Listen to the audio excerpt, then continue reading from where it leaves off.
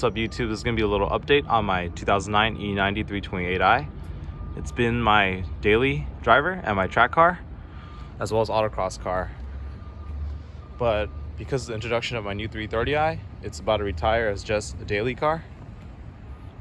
And I'm going to still keep the Go Fast bits I've put on this car, which are going to be the Apex Arc 8 wheels, the stiffer Bilstein shocks, and M3 control arms. For daily driving duties, I'm also keeping all the modifications I've done to the car, especially these Apex Arc 8s 17x9 with Hankook RS4 255/40. Even though they're 200 trail tires, I've driven a lot on the street with them and they don't make as much noise as other 200 trail tires. Believe it or not, but I actually use stock brake pads and stock brake rotors. They work really well with the Motul RBS 660 high temp brake fluid. The reason why I went with stock brake pads and rotors is because I didn't want to deal with any problems such as noise or squealing or fitment with aftermarket brake pads and rotors. Plus they're OEM and I know that they've been engineered to last long with this chassis. Same for the rears too. The only downfall is they have a lot of brake dust, which is fine because they stop really well, but my anthracite wheels just became matte brown. That's the only issue.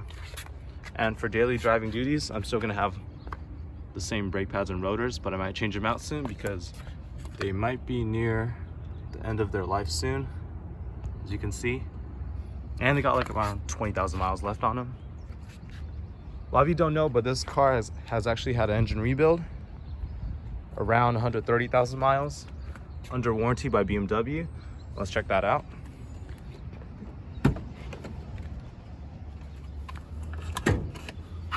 Here's my interior.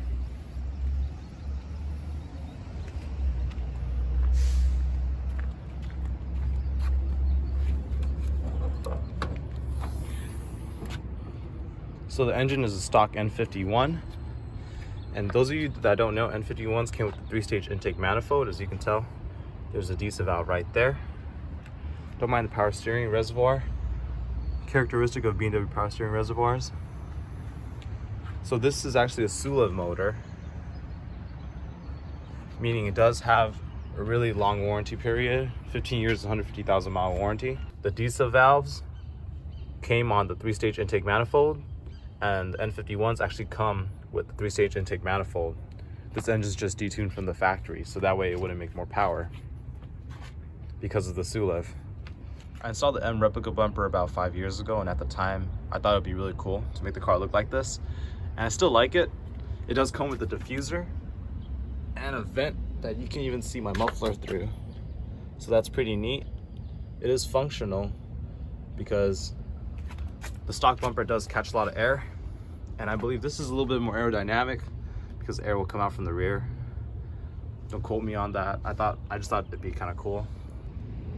Onto the front of the car, the only modification I have is really just matte black kidney grills, and that tow hook is required for track events as well as autocross.